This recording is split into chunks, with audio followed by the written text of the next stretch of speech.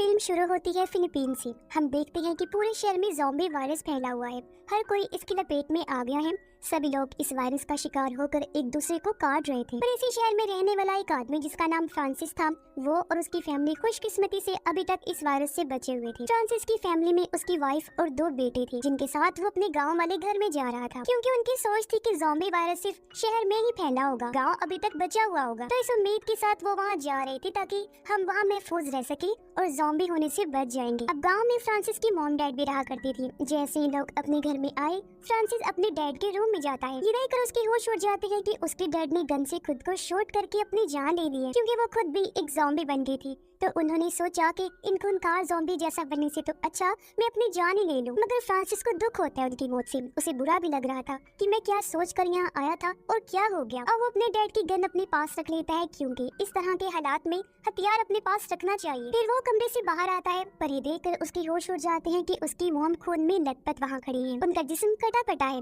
क्योंकि वो भी ज़ॉम्बी बन गई हैं, जो रेंगते हुए फ्रांसिस की तरफ ही बढ़ रही होती हैं ताकि उसे भी काट कर ज़ॉम्बी बना सके। उन्हें देखकर भी फ्रांसिस को बुरा लगा। अब वो ऐसा करना तो नहीं चाहता था, लेकिन ये करना उसकी मजबूरी थी। वो गन निकालता है और दिल पर पत्थर रख के अपनी माँ को शूट करके मार डालता है, जिसके बाद वो अपने मॉम डैड की लाशों को गाड़ देता है ताकि उनकी आत्मा को सुकून मिल सके। फिर वो अपनी फैमिली को समझाता है कि देखो, हमें यही रहना होगा, क्योंकि बाहर बहुत खतरा है। हमें यहाँ कोई मसला भी नहीं होगा, क्योंकि यहाँ खेत है तो खाने के लिए अनाज मिल जाएगा, पंप भी लगा हुआ है जिससे पानी मिल जाएगा पीने के लिए, तो कोई मसला ही नहीं होगा, जिसके लिए वो लोग भी मान जाते हैं। यहाँ हम नोटिस कर पाते हैं कि फ्रांसिस और उसकी वाइफ आइरिस एक दूसरे से नाराज हैं। ऐसा लग रहा है जैसे उनका कोई झगड़ा हुआ हो और वो बात भी नहीं कर रहे थे, ना खुश हैं। अब वो लोग स्टोर रूम में जाने का फैसला करते हैं ताकि वहाँ से जरूरत का सामान ले सके। पर वहाँ आकर वो देखते हैं कि यहाँ तो केयर टेकर की लाश लटकी हुई है। दरअसल उसने खुद को ज़ॉम्बी से बचाने के लिए फांसी पर लटका दिया। और वहाँ कुछ मुर्गियाँ भी थी जो पिंजरे में बंद होती है। फ्रांसिस अपने बड़े बेटे को कहता है कि केयर टेकर की जेब से चाबियां निकालो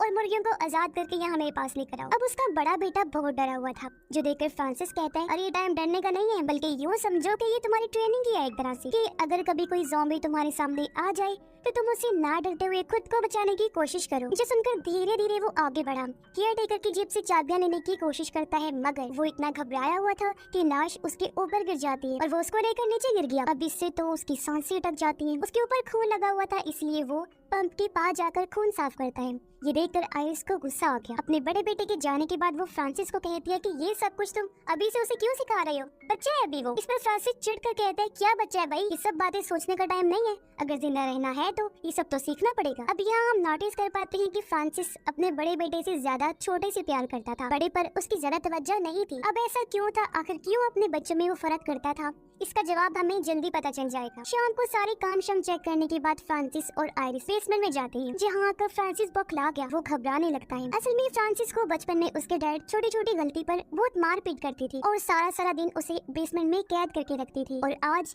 यहाँ आने की वजह से फ्रांसिस को वो सब कुछ याद आ गया था, जिस वजह से उसकी ये हालत हो रही थी। पर आइरिस उसे समझाती है कि संभालो खुद को, ऐसे मत करो। इसके बाद वो लोग खाना खाने बैठ जाते हैं। फ्रांसिस का बड़ा बेटा बताता है कि मेरी दोस्त ने मुझे मैसेज किया था कि मैं अपने मॉम डैड के साथ पहाड़ के पास बने कैंप में जा रही हूँ, जो जगह बिल्कुल महफूज है और वहाँ और भी बचे हुए लोग रह रहे हैं, तो मेरे ख्याल से हमें भी वहाँ चलना चाहिए। पर ये सुनकर फ्रांसिस साफ साफ मना कर देता है, कहता है कि नहीं, हम कहीं नहीं जाएंगे, क्योंकि वहाँ तो हमें ठीक से खाना पीना भी नहीं दिया जाएगा, और यहाँ देखो हमारे पास खाने पीने का सब कुछ है, किसी चीज की कमी नहीं है, तो हम यही रहेंगे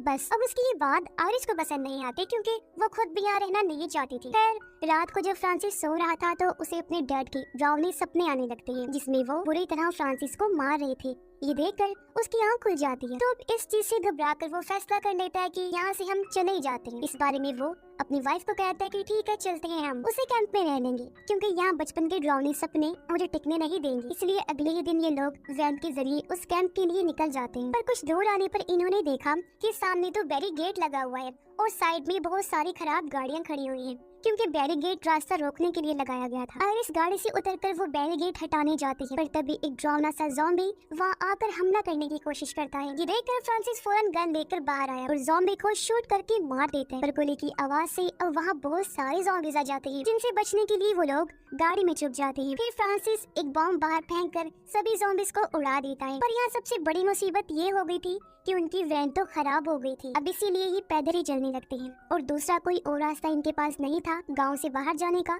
इसलिए वो वापस गांव में ही आ जाते हैं। फिर अगली सुबह फ्रांसिस जाकर अपनी खराब वैन को ठीक कर लेता है, पर इस बारे में वो अपनी फैमिली के लोगों को नहीं बताता, क्योंकि उसने जहन बना लिया था कि वो लोग यही रहेंगे। वो सोचता है कि गांव में तो मुझे बस बुरे सपने ही सताएंगे, ना कि ये ज़ॉम्बीज़। तो इसलिए कुछ भी हो जाए हम यही रहेंगे, क्योंकि बाहर बहुत सारे ज़ॉम्बीज़ हैं। इसलिए वो घर को और अच्छे से ठीक कर लेता है, लाइट्स वगैरह भी लगा लेता है। फिर अपनी फैमिली के साथ डांस करने लगा ताकि वो लोग भी इंजॉय कर सके। इसके बाद फ्रांसिस के दोनों बेटे पुरानी तस्वीरें देखने लगते हैं, जिनमें फ्रांसिस के भाई की भी तस्वीर थी। अब यहाँ छोटा बेटा अपने भाई को कहता है, भाई आपने एक बात नोटिस की है, आप पापा के भाई जैसे दिखते हो, बिल्कुल न कि पापा जैसे। जो सुनकर तो बड़े भाई की होश उड़ जाते हैं, क्योंकि अब जाकर वो सारी बात समझता है कि अच्छा तो ये बात है कि पापा मुझसे इतना नाराज क्यों रहते हैं, क्योंकि उसे भी पता चल चुका था कि मैं उनका बेटा नहीं हूँ, बल्कि उनके भाई का बेटा हूँ। असल में फ्रांसिस के भाई के साथ आयरिस का ताल्लुक बन गया था, जिस वजह से ये बड़ा बेटा पैदा हुआ। और उसके बाद भी फ्रांसिस ने आयरिस को माफ कर दिया और उसने ही फिर दोनों बच्चों को संभाला। पर क्योंकि वो उसका असली बेटा नहीं था, इसलिए फ्रांसिस उस पर गुस्सा निकालता रहता था। लेकिन हाँ,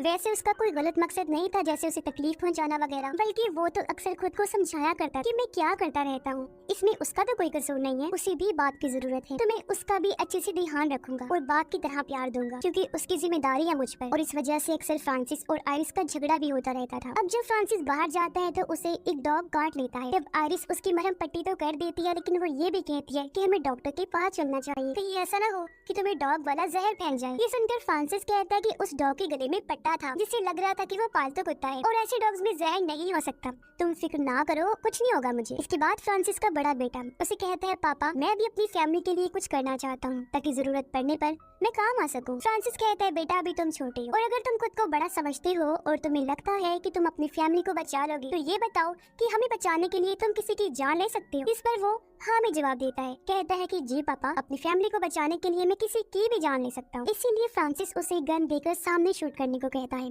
अब उसका बेटा काफी डरा हुआ था, पर फ्रांसिस उसे और डराते हैं ताकि उसके अंदर का सारा डर ही निकल जाए। तभी यहाँ पर आयरिस और उनका छोटा बेटा भी आ गया। ये देखकर आयरिस कहती है कि तुम क्या करवा रहे हो इससे, अभी वो ये करने के काबिल नहीं हुआ। फ्रांसिस देख नहीं रहे कि वो कितना डरा हुआ है। अब अपनी माँ की ये बात सुनकर वो शूट कर देते हैं, पर गोली की आवाज सुनकर वहाँ ज़ॉम्बीज़ आना शुरू हो जाते हैं। इसलिए वो लोग अपनी जान बचाने के लिए घर की तरफ भाग जाते, पर ज़ॉम्बीज़ भी उनका पीछा करते करते घर तक आ गई थी। लेकिन इससे पहले वो घर में घुसते तभी वहाँ एक बड़ी गाड़ी में कोई आ जाता है, जो लाइट जलाकर हॉर्न देकर ज़ॉम्बीज़ का ध्यान अपनी तरफ करता है। जैसे ही ज़ॉम्बीज़ का ध्यान गाड़ी पर गया, वो आदमी गाड़ी लेकर वहाँ से चला जाता है और ज़ॉम्बीज़ भी पीछे पीछे भाग जाते हैं, जिससे उन लोगों की जान बच पाती है। पर फ्रांसिस ने उस गाड़ी को पहचान लिया था, जो गाड़ी दरअसल उसके भाई की थी। जी हाँ, वही भाई जिसके साथ उसकी बीवी की ताल्लुक थी और बड़ा बेटा था जिसका। तो इसीलिए अगले दिन फ्रांसिस अपने भाई से मिलने गया।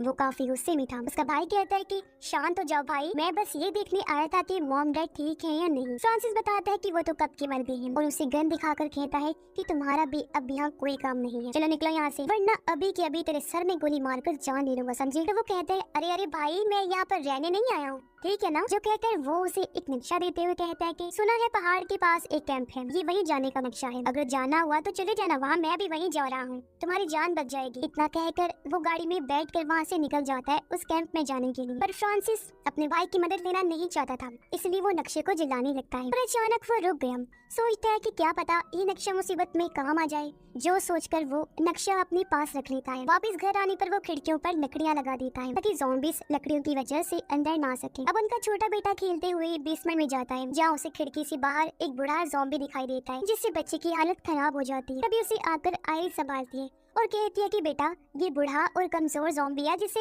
हमें डरने की कोई जरूरत नहीं है। अब उनकी ये बातें फ्रांसिस ने सुन ली थी, इसलिए वो उस ज़ॉम्बी के पास जाकर उसका सर ही जिस्म से अलग कर देता है। अब जब फ्रांसिस नहाने के लिए जाने वाला होता है, तो तभी यहाँ पर उसका बड़ा बेटा आ गया, जो वहाँ पर नक्शे को देख लेता है। लेकिन इससे पहले कुछ कर पाता, फ्रांसिस उसे डांट कर वहाँ से भगा देते हैं। अब यहाँ फ्रांसिस की बातों से हम अंदाजा लगा लेते हैं जैसे उसका ज़हनी तवाज़ुन कुछ खराब होता जा रहा है। अब जब रात को सब खाना खा रही थी, तो बड़ा बेटा अपनी माँ को बता देता है कि डैड के पास एक नक्शा है। ये सुनकर आयरिस इस बारे में फ्रांसिस से पूछती है कि क्या ये बात सच है, तुम्हारे पास नक्शा या कोई ऐसी चीज है। जिस पर वो साफ साफ मना कर देता है कि नहीं तो मेरे पास तो ऐसी कोई चीज नहीं है, जरूर इसे कोई गलत फहमी हुई होगी। फिर वो यहाँ अपने बच्चों को भी बता देता है कि जानते हो तुम्हारी माँ यहाँ से क्यों जाना चाहती है, क्योंकि ये मेरे भाई के पास जाना चाहती है, जिसके साथ इसका चक्कर था। ये तो कुछ महीने पहले तुम दोनों को छोड़ के चली जाती, पर वायरस की वजह से नहीं जा पाई। ये सुनकर दोनों बच्चे बिल्कुल हैरान आयरिस से पूछते हैं, मॉम क्या ये बात सच है? आयरिस कहती है कि हाँ, मैं जाना चाहती थी उसके पास। इस पर फ्रांसिस वो नक्शा निकाल कर दिखाता है और सबके सामने जलाते हुए कहता है कि